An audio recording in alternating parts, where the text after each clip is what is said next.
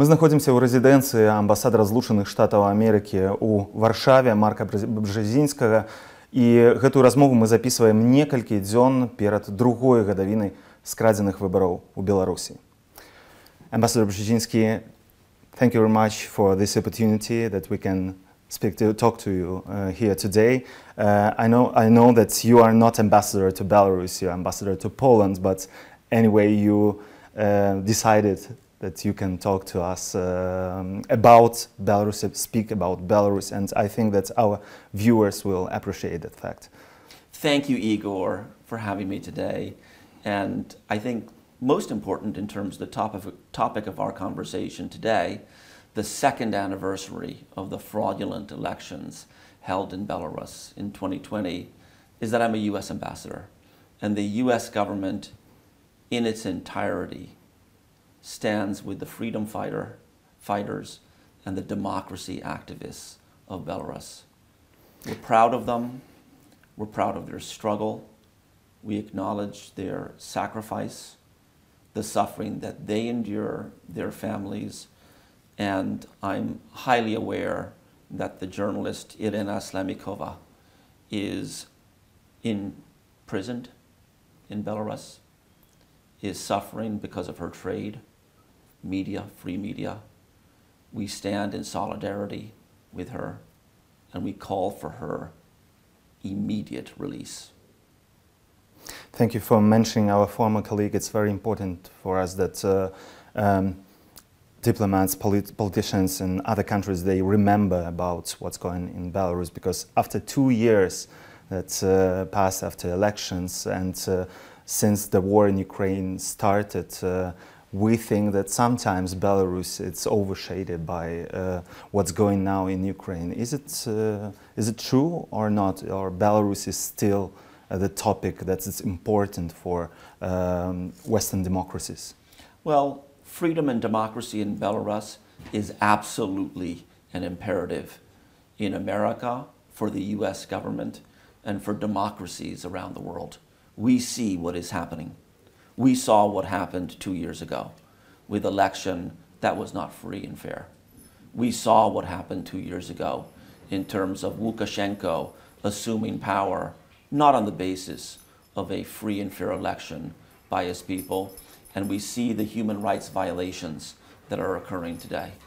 This is not forgotten by us. It's actually tremendously important and interdependent to the crisis the U.S. government and Poland face in this region. There is a fundamental challenge to democracy and freedom in Eastern Europe, based on what we see happening in Ukraine, but also based on what we see happening in Belarus. And that's why this anniversary is important, and that's why we stand with the democracy activists who stand up for democracy in Belarus. You mentioned our colleague Irina Slavnikova. She was sentenced 2 days ago to 5 years in prison, and last month our other colleague Katerina Andreeva, she had her second sentence to 8 years in prison. Yeah. What more United States and European Union could do to bring this day of their release become, I don't know how to say, faster, that they will, Sure. will be released shortly? Yeah. Well, immediately is what we seek, their release immediately. And we continue a broad, multifaceted, multidimensional approach in terms of promoting freedom and democracy in Belarus. We stand with our special friends, the Poles, in calling for this change in Belarus. It is not lost on us what is happening there, that you have an authoritarian leader who is in power on the basis of unfree and unfair elections and intimidating, using jail sentences and the machinations of government to intimidate those who participate in free and fair media. And we will continue to stand with them, to support activism in a variety of different ways, so as to minimize the reach and practices of the authoritarian leaders and to maximize the potential of democracy activists and those who attempt to promote free and fair media. We're doing that even through the program and through the platform that you and I are speaking on right now, and that's Belsat. What do you think? During these 2 years after 2020 elections, the situation with democracy and human rights in Belarus, it's getting worse and worse, or Lukashenko managed to stabilize the situation inside the country, if we can use these words, the stability? Sure. Well, I'm not going to get into kind of parsing when it's better, when it's worse, when you have a leader who is in power on the basis of unfree and unfair elections, using the machinations of government to intimidate those who engage in what is legitimate in any democracy around the world, and that's free and fair media. That's what's happening in Belarus.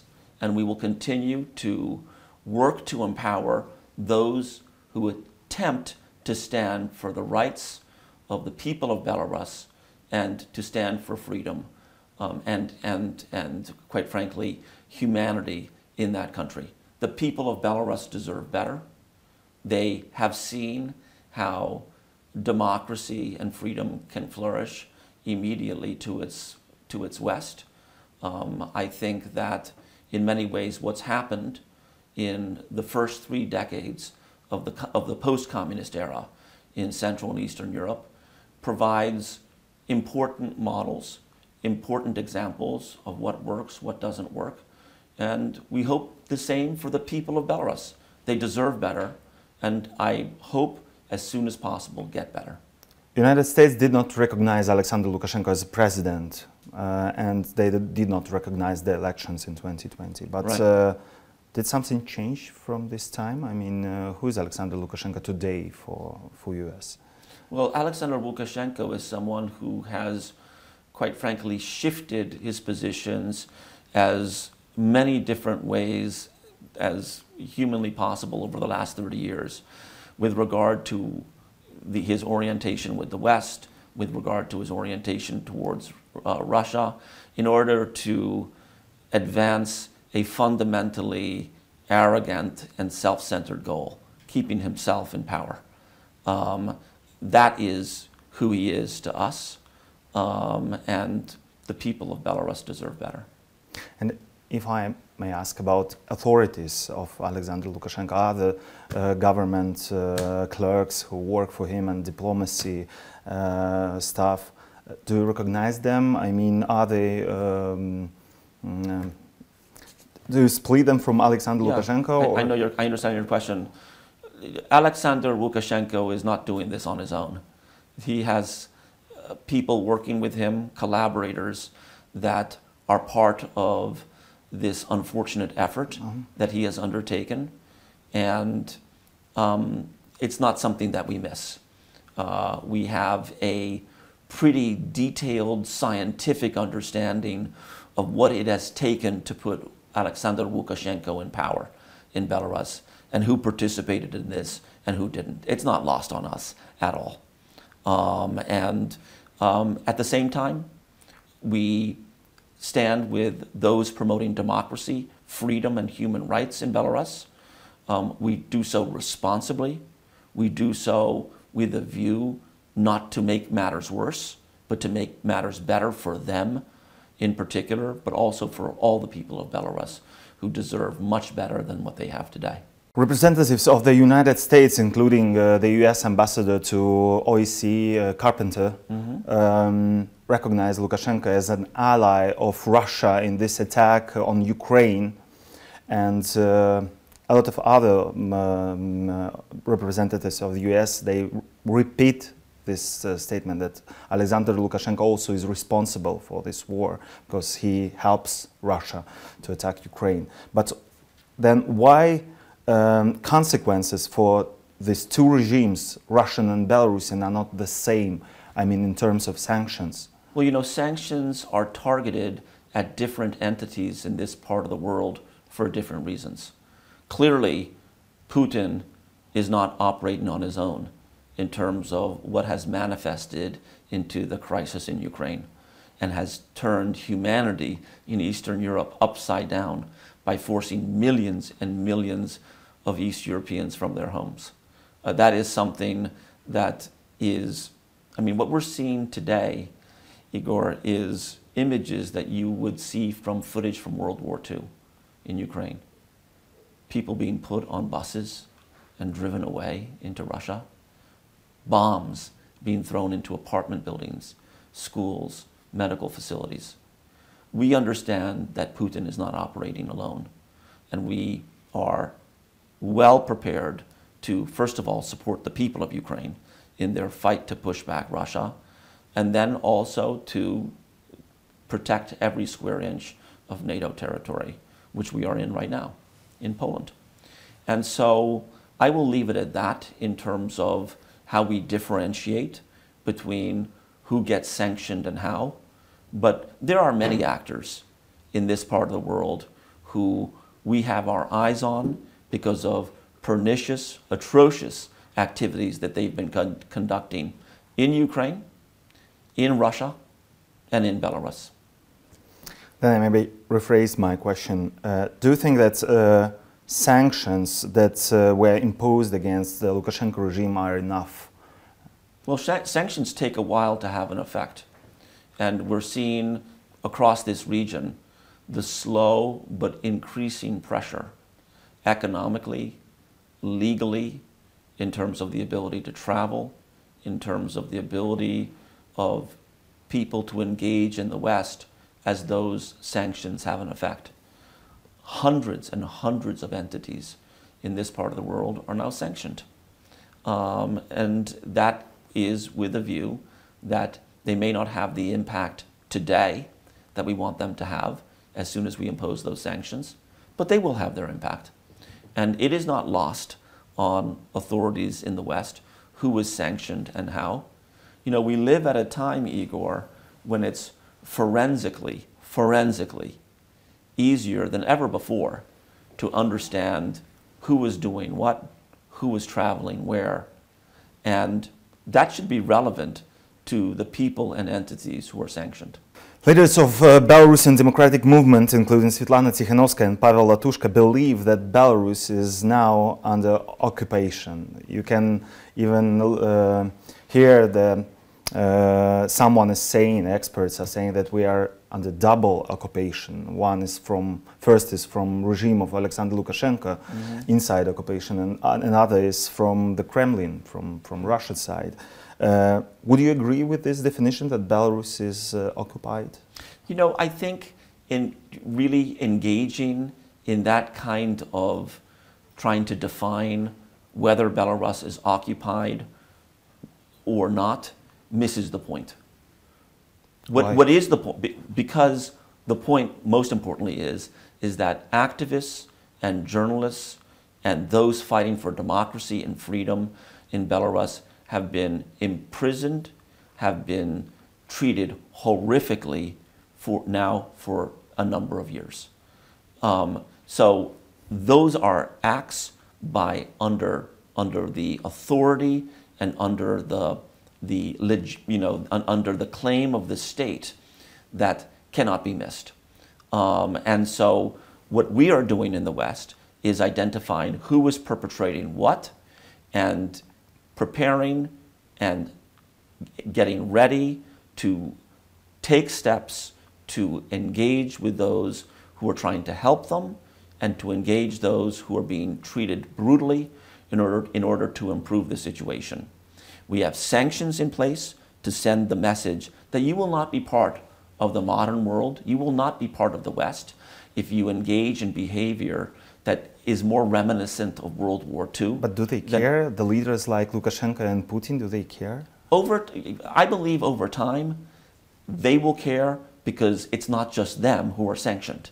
It is those who will help them and facilitate and expedite for them who will also be sanctioned. And over time, they will have to face that. Face those whose ability to engage around the world, to travel around the world, to do business around the world, to participate in activities that anyone who lives in the modern world can participate in, that they're denied that. Is that the kind of life that they want? Is that success? Is that something that they chose when they chose to support these people in power who were put there through unfree and unfair elections? I don't think so. I don't think that's the world that they hoped for. And that's the kind of thing that sanctions are intended to message and to create a context to improve. And you know, one of the main ideas of modern Russian society, I mean, not this modern part of Russian society, but in general, is to resettle, how to say, to get back to Soviet Union. They want Soviet Union back. They want to live in this past when the Russians were in the middle of they were main part of big country, and Belarusians, Ukrainians, Kazakh, and everybody were united with Russians, and they have this Iron Curtain.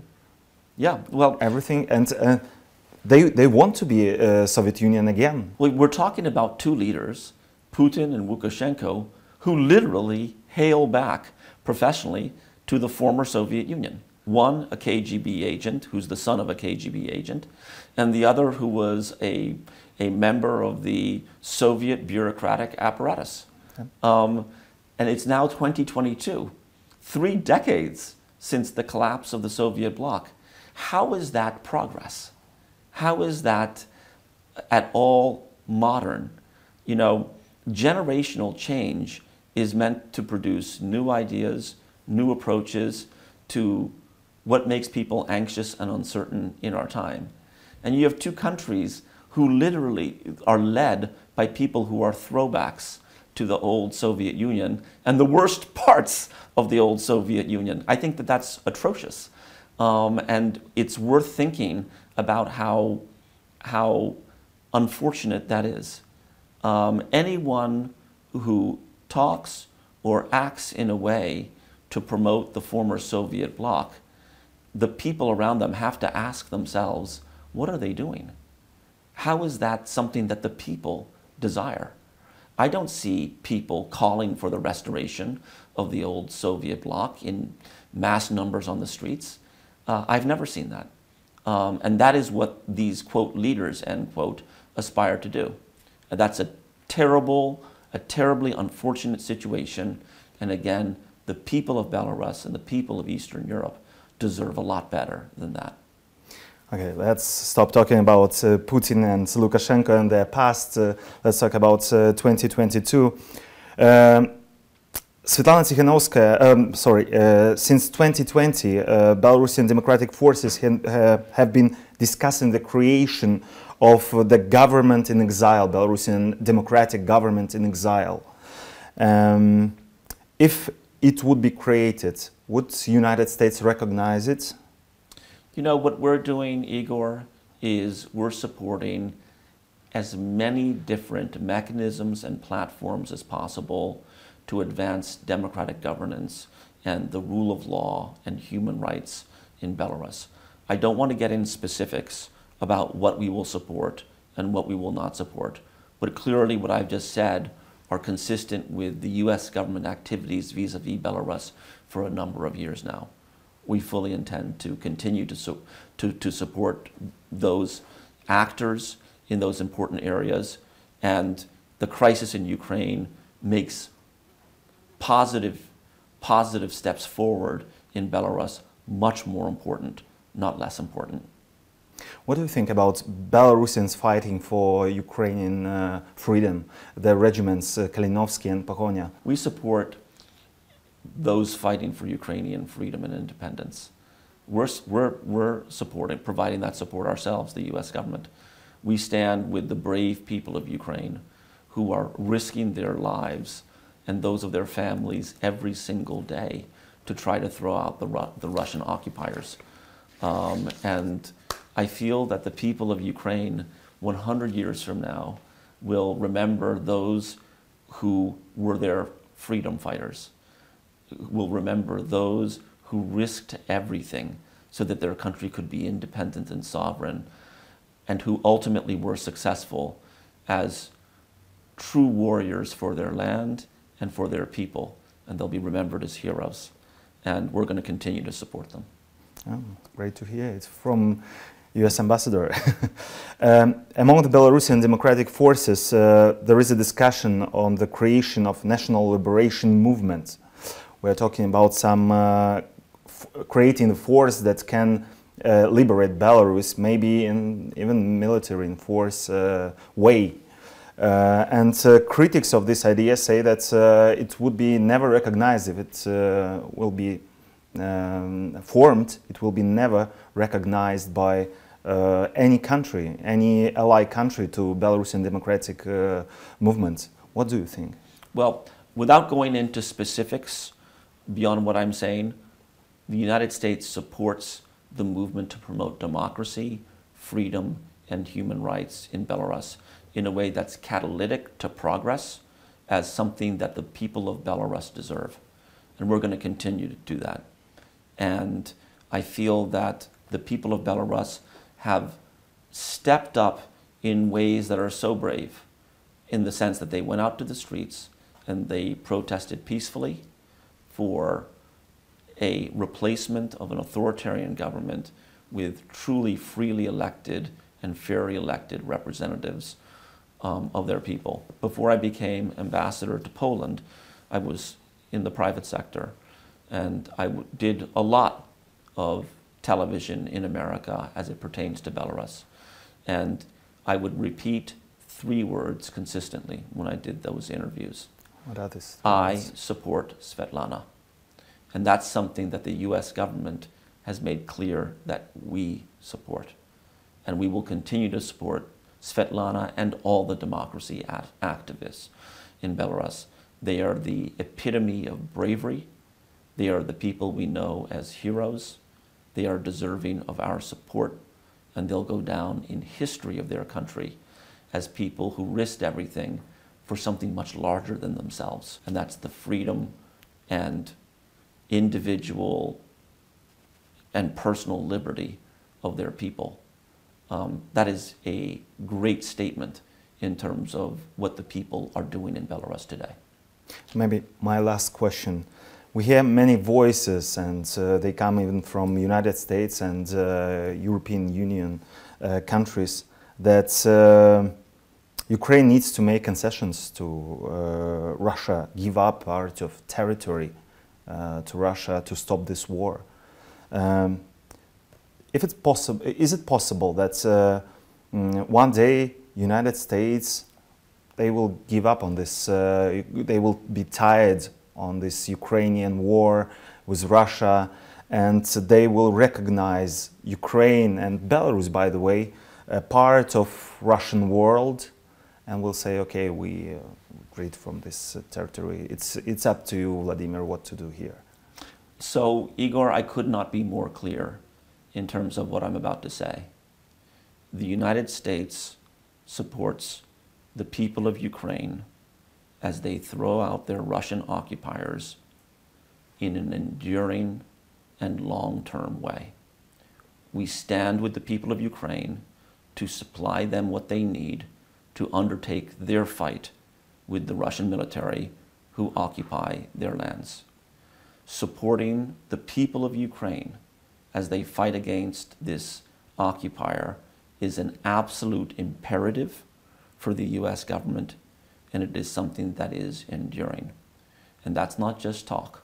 Look at the legislation coming from Congress in the form of billions and billions of dollars to provide the support to the people of Ukraine that they need. Importantly, the people of Ukraine are winning. We have seen when they, early on in this conflict, when Putin expected to literally and figuratively roll over the people of Ukraine, that they were able to put up a total and complete fight against an army that's tragically equipped and capable of doing terrible things. We've seen them do their terrible things, but the people of Ukraine have not been vanquished. It is so impressive to the people of the United States, and we will stand with the people of Ukraine and the people of this region for the long term.